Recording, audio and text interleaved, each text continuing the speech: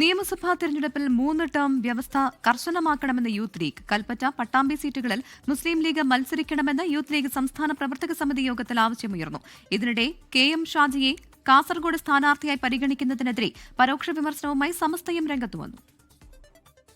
നിയമസഭാ തെരഞ്ഞെടുപ്പിൽ സ്ഥാനാർത്ഥി നിർണയത്തെ ചൊല്ലിയുള്ള തർക്കം മുസ്ലിം ലീഗിൽ രൂക്ഷമാവുകയാണ്. 3 തവണ മത്സരിച്ചവർക്ക് വീണ്ടും സീറ്റ് നൽകരുതെന്നാണ് ഒരു വിഭാഗം ഉയർത്തുന്ന പ്രധാന ആവശ്യം. PK കുഞ്ഞാലിക്കുട്ടി, MK മുനീർ എന്നിവർക്ക് മാത്രം 3 ടേം വ്യവസ്ഥയിൽ ഇളവ് നൽകിയാൽ മതി. PK ഫിറോസ്, P ഇസ്മയിൽ, മുജീബ് കാടേരി എന്നിവർക്ക് ജയസാധ്യതയുള്ള സീറ്റ് നൽകണമെന്നുമാണ് യൂത്ത് ലീഗ് പ്രവർത്തക സമിതി യോഗത്തിലെ ആവശ്യം. ഇക്കാര്യം മുസ്ലിം ലീഗ് സംസ്ഥാന നേതൃത്വത്തെ അറിയിക്കും.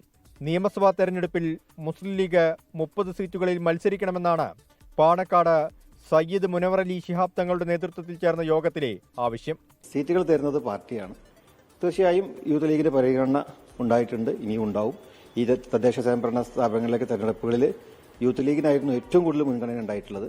അതൊരു വലിയ ഫാക്റ്റായിരുന്നു വിജയത്തിന് ഉണ്ടായിട്ടുള്ളതെന്നുള്ളതാണ്. അന്തിമ തീരുമാനം പാണക്കാട് സാദിഖ് അലി ശിഹാബ് തങ്ങളുടേതെന്ന് മുസ്ലിം ലീഗ് ദേശീയ ജനറൽ സെക്രട്ടറി PK കുഞ്ഞാലിക്കുട്ടി. അതൊക്കെ സംബന്ധിച്ച് വളരെ വിശാലമായി തീരുമാനമെടുക്കുന്ന പാർട്ടിയാണ് ഇന്ത്യൻ യൂണിയൻ മുസ്ലിം ലീഗ്. ഇത് സംബന്ധിച്ചുള്ള അവസാന കാര്യം നമുക്ക് സാദിഖ് അലി ശിഹാബ് തങ്ങൾ തീരുമാനം എടുക്കുമ്പോൾ അറിയാമെന്നേ പറയാൻ പറ്റും.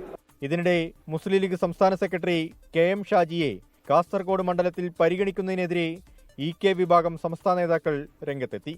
ഫേസ്ബുക്ക് ചർച്ചകൾ പല പേരിലും നടക്കുന്നുണ്ടെന്നാണ്. അത് ഏത് വ്യക്തി എന്നുള്ളതൊന്നും സൂചിപ്പിച്ചിട്ടില്ല. സുന്നി പ്രസ്ഥാനത്തെ അവഹേളിച്ച് സംസാരിക്കുന്നവരെയും മതപണ്ഡിതന്മാരെ വേദികളിൽ അധിക്ഷേപിക്കുന്നവരെയും സ്ഥാനാർത്ഥിയായി പരിഗണിക്കരുതെന്ന ആവശ്യത്തിൽ ഉറച്ചു നിൽക്കുകയാണ് സമസ്ത. 24 കാസർഗോഡ്. ലോകത്തെവിടെയായാലും ഏത് സമയത്തും 24 വാർത്തകളും ഓഗ്മെന്റഡ് റിയാലിറ്റി പാക്കേജുകളും എക്സ്പ്ലെയിനറുകളും വിശദമായി കാണാൻ ഞങ്ങളുടെ YouTube ചാനൽ നിങ്ങൾക്ക് സബ്സ്ക്രൈബ് ചെയ്യാം.